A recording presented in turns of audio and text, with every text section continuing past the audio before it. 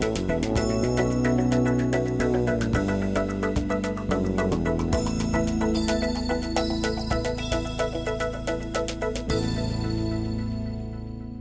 à tous, merci de votre fidélité. Les championnats de France cyclistes, c'est à partir de jeudi au Pays des Abers. Pour nous parler de ce grand événement du monde cycliste, Philippe Prizère, notre confrère du Télégramme, est avec nous. Tout de suite, l'actualité de ce lundi 17 juin 2013. Et on commence avec le chiffre du jour, c'est 4594. C'est le nombre de candidats du baccalauréat général dans le Finistère et ce lundi avait lieu l'épreuve de philosophie. Entre la valeur travail et la morale en politique, les lycéens ont eu matière à réflexion pendant les 4 heures qu'ont duré l'examen. Xavier Patrijon a recueilli quelques témoignages et quelques réactions à la sortie de l'épreuve dans 2 lycées brestois. J'ai pris le sujet de dissertation. J'ai un trou. C'était quoi déjà le sujet de dissertation ? Ah oui, sur la politique. Oh, ça va, tranquille. J'ai pris la dissertation. C'était le langage n'est-il qu'un outil ? Et ça s'est passé, quoi. On verra. Je m'attendais à pire, de toute façon, j'avais pas trop révisé, donc on verra bien. Je me souviens plus ce que j'ai mis, là, j'ai envie de me vider la tête plus qu'autre chose, donc je vais vous laisser, voilà.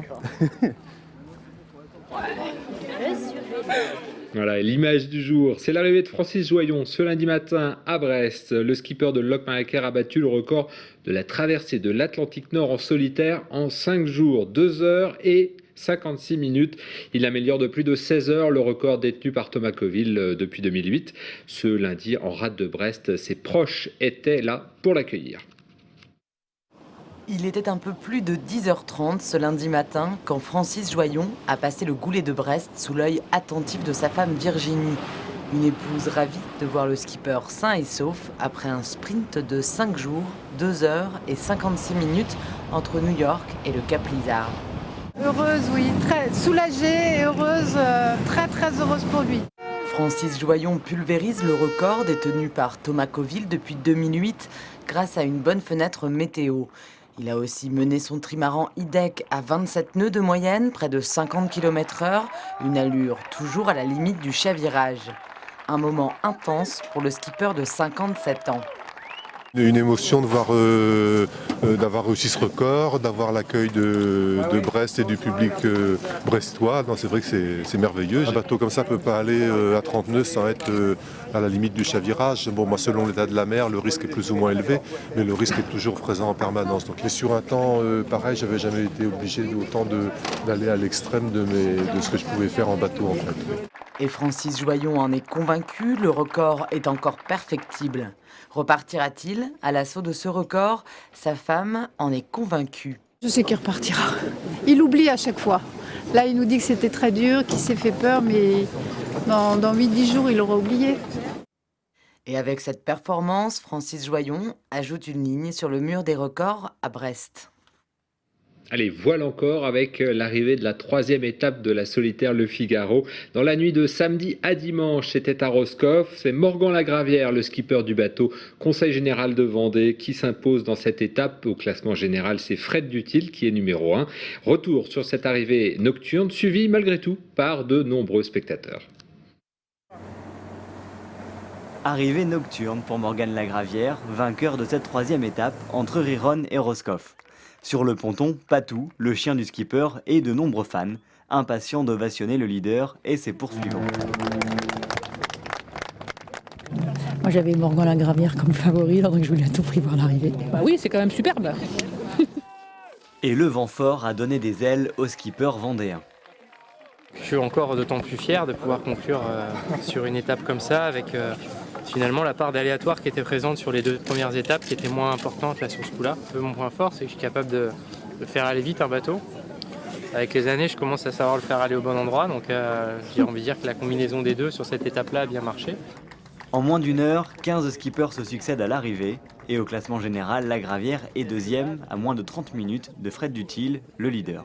Certains favoris, comme un Mel Lecléache, manquent à l'appel. Il est 17e ce soir, mais bon, voilà, tout va bien pour lui, je pense. Donc voilà, on attend l'arrivée avec impatience. Le Figaro, la solitaire, c'est mythique. Et donc, avoir une course comme ça pour ouvrir un port, on ne peut pas rêver mieux, effectivement. Le port de Roscoff va désormais vivre au rythme de la solitaire pendant 3 jours, avant le départ de la flotte vers Dieppe, jeudi.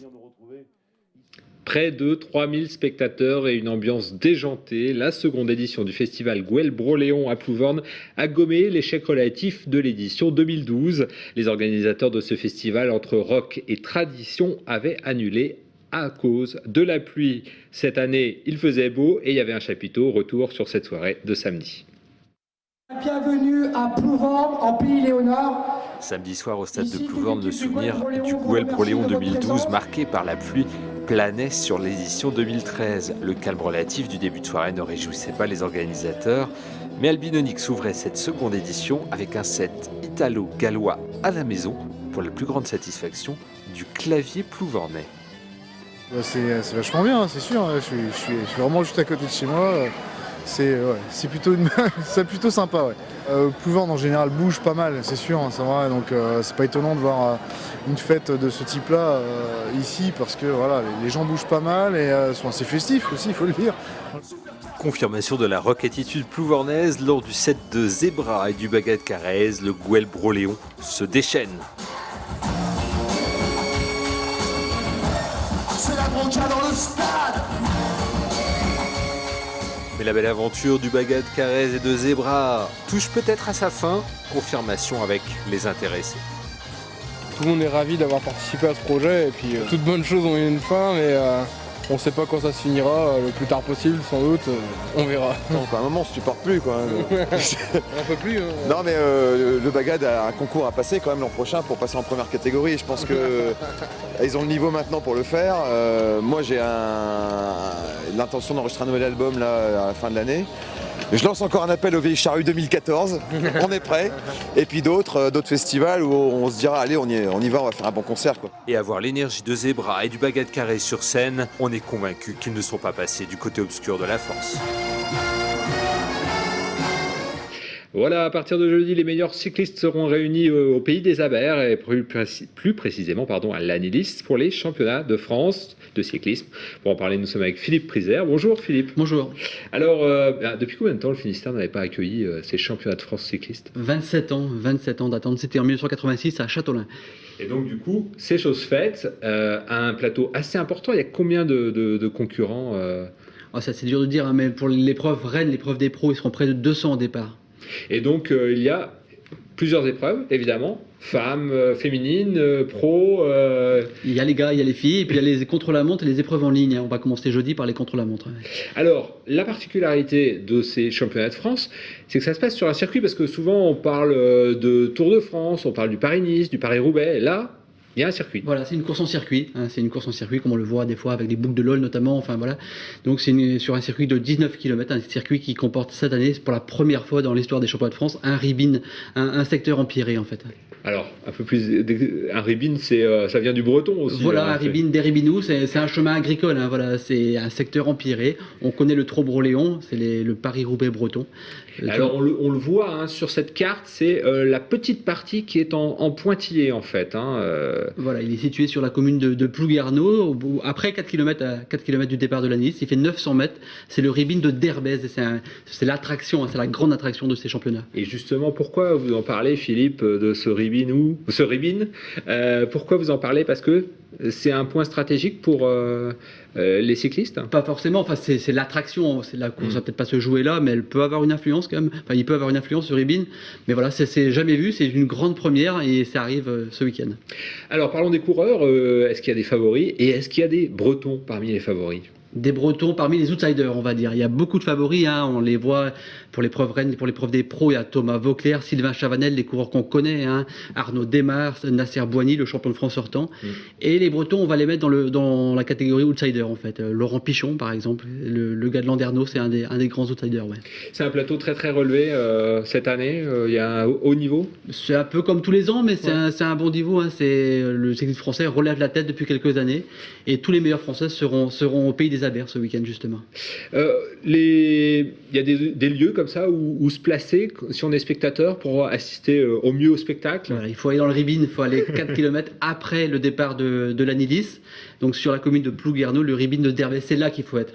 Et puis il faut voir aussi que tout est à retrouver sur ce site internet, c'est www.france-2013.fr et on a même un lexique pour les expressions en breton. Alors je vous fais une petite colle, Pégan, Ouz, Rod et Enebour. Bien sûr.